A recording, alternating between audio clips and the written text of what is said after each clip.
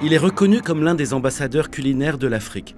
Basé à New York, le chef sénégalais Pierre Tam est un défenseur international de la cuisine ouest-africaine. Le principe, c'est d'écraser, quoi. Mais ici, dans la région semi-aride sahélienne du Tchad, il lui reste encore beaucoup à apprendre de l'utilisation du sésame, un ingrédient clé des plats locaux. Je peux goûter?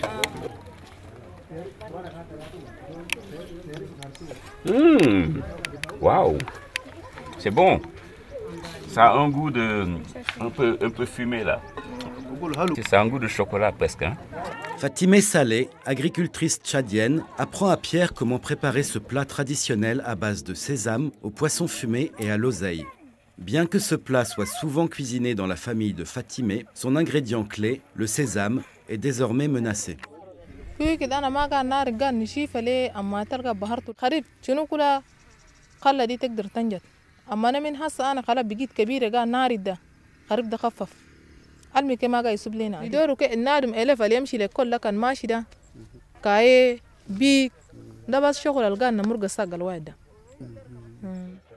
De ce fait, la production de sésame est une activité essentielle pour de nombreuses agricultrices d'ici, dont les moyens de subsistance en dépendent.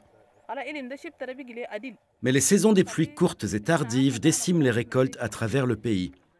Dans cette communauté, un projet soutenu par le Fonds international de développement agricole, ou le FIDA, appuie les agricultrices à trouver une solution.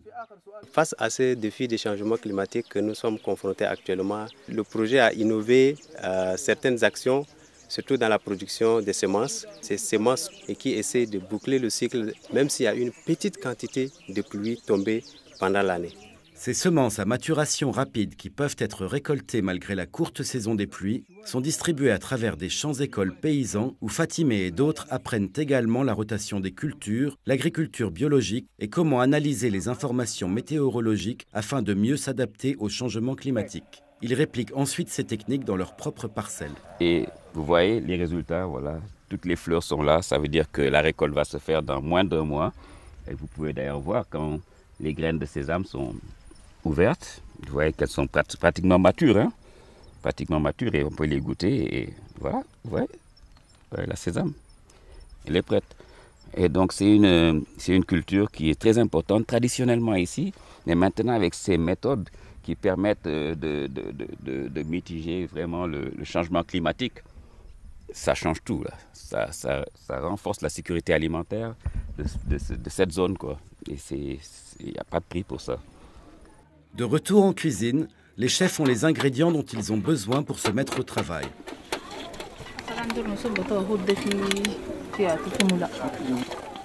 Le sésame est cuit, puis broyé en une pâte et mélangé aux autres ingrédients pour former une sauce.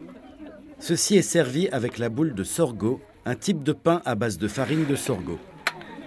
Du sucre est ajouté à la pâte de sésame pour en faire un dessert.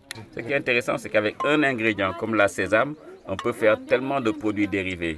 Elle se fait de l'argent en faisant de l'huile qu'elle peut vendre au marché, mais elle fait différents plats, des snacks. Fatimé et près de 4000 autres agriculteurs peuvent maintenant continuer à gagner de l'argent avec leur production de sésame grâce à des techniques agricoles plus résistantes au changement climatique. Ils peuvent également continuer à préparer et partager leurs repas traditionnels. J'aime manger en Afrique, en famille, autour du bol. Là, c'est vraiment l'esprit de partage, quoi. Et honnêtement, le goût est meilleur. Ça va. C'est bon, hein? C'est bon.